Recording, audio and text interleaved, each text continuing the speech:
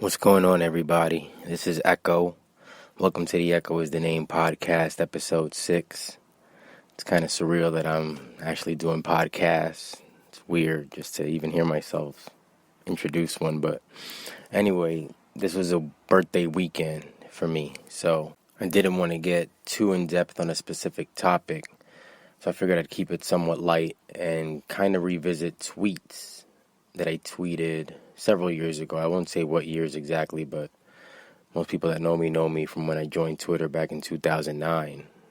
So that's how far back on Twitter I go. And I've got a pretty good amount of followers there, and a small circle of them have been with me since the beginning. And some of these tweets go back as far as, well, like I said, I don't want to say specifically, but let's just try to break some of them down in current day. There's no such thing as the karma revenge energy people talk about.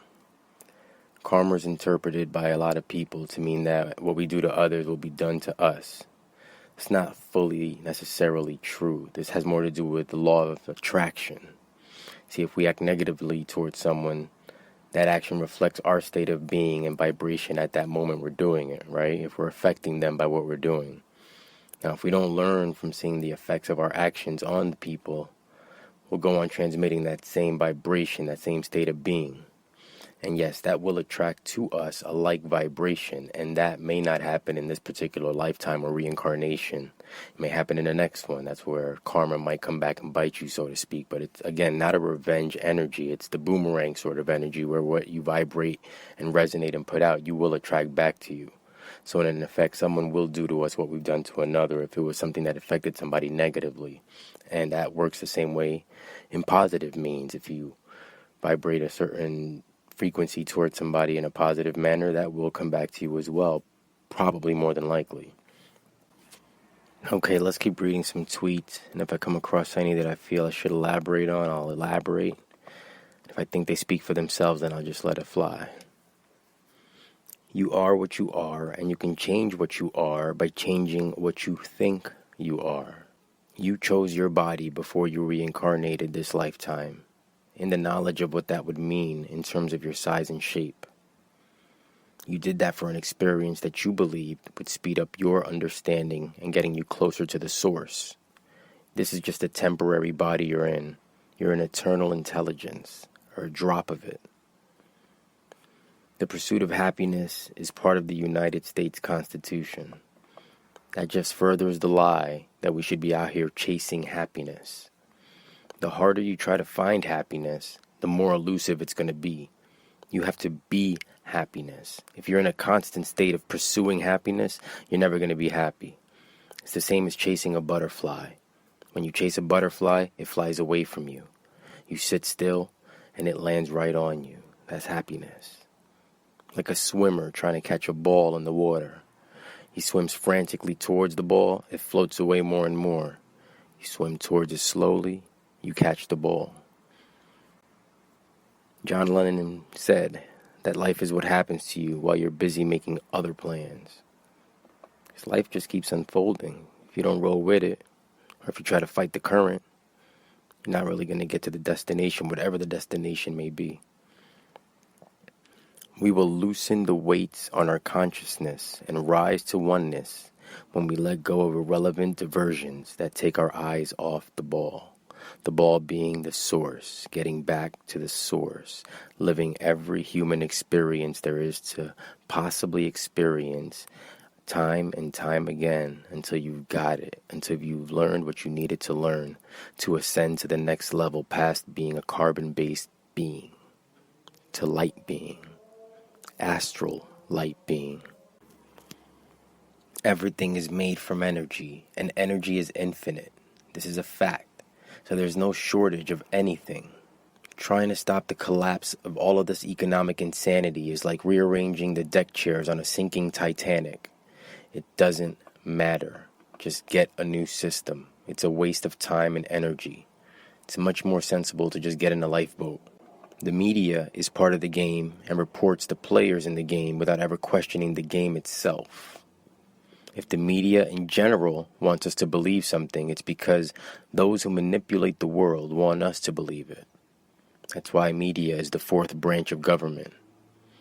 You must do the thing which you think you cannot do. Eleanor Roosevelt said that. Love is all that is, the spark. And love consciousness created something so it could see itself reflected back. Love was the Big Bang explosion. Love created the other, and the other is our universe. It's where we get mother. Love put so much of itself into the other that it now needed to merge with the other in order to have emotion. This is how love is energy in motion. Love and the mother now had so much love when they merged that they wanted to create something else to reflect back to them. The merging created a new form with masculine and feminine polarities and different densities. This was all happening in the beginning. The father and the mother created a new form. Love, the father, and mother, the other. Their merge created children of God, a new density of this amazing twin flame merger. A seed of positive male energy appears in the negative, and a seed of negative female energy appears in the positive, all complementary to each other, fulfilling the law of one, that everything is all. We're all threads from one sack. All living things are. We're from the divine whole. We descended here from a different density to experience this illusion. We're not bodies with souls, we're souls with bodies experiencing this third dimension. Our purpose in every incarnation is soul progression, that's it. Love consciousness individualized itself in each one of us to experience itself in a different density, this third one. Then love consciousness and the other made us forget, so we can find our way back home. See how that works? We transduce the light called love that we come from to experience all of this here. It's why everything that light hits, we see. Love consciousness is astral light. It's strong. It's way faster than the natural speed of light. It's too rapid a frequency to experience itself at a third dimensional speed. That's why we're at its lower density. That's why you can touch, taste, hear, see, smell. It's all third dimension sense organ shit. And so is the ego. Everything that we have is translating. It's transducing information for us. It's like going to another country and not speaking the language and using a tool that helps translate for you. That's what the ego and the mind and the intellect and intuition and the heart all are, translators. The same way 110 volts doesn't work in Europe.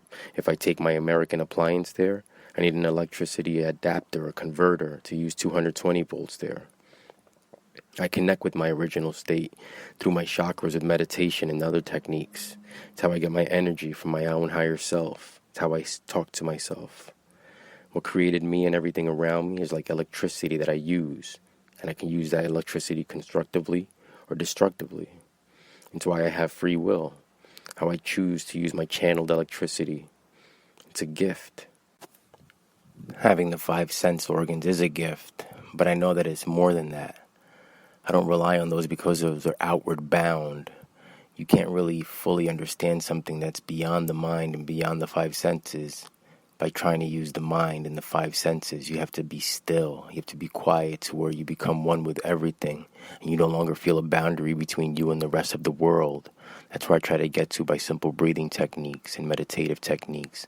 So I can go outside of my mind to get closer to what the mind was created by. The intelligence that's inside of me that converts anything that I eat into a part of me. It releases all throughout my body and it becomes one with me. That same intelligence that performs alchemy inside of my body every nanosecond.